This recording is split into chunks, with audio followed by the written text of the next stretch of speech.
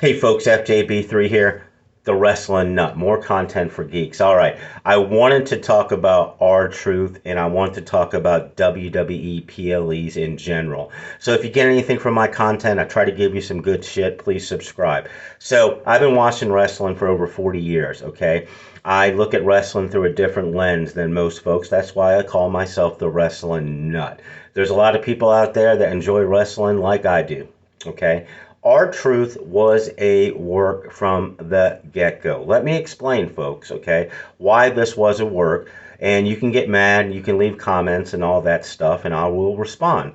So the story one as such, R-Truth made this apparent to everybody by putting out a tweet that he was released from the WWE.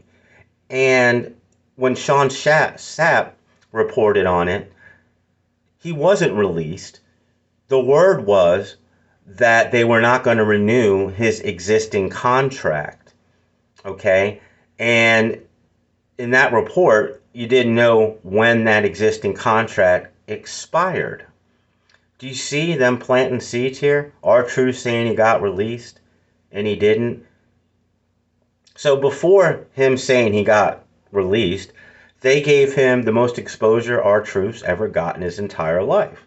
His 17 years with the WWE.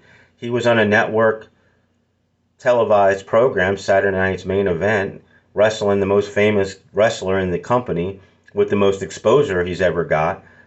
And, you know, that was something. And then they did a TV match with him against JC Mateo, which he lost. And then that's when R-Truth said he got released. Do you understand they were planting the seeds here, folks? They knew what they were doing with this. Okay? John Cena's whole angle is he's ruining wrestling. John Cena calls the shots on his retirement tour. John Cena gets to pick and choose who he wants to work with. Obviously, John Cena wants to work with R-Truth and to give him his flowers. Okay? This is all a work, folks. R-Truth was never released from the WWE. The reports that Nick Khan called him and they did some, renegotiation with his contract, that could have been true. But whatever time's left on R-Truth's contract is what's left on his contract. They never released him, folks. They might have tweaked his contract now, just to fulfill this program, but he's gone in the WWE after this program is over. Mark my words.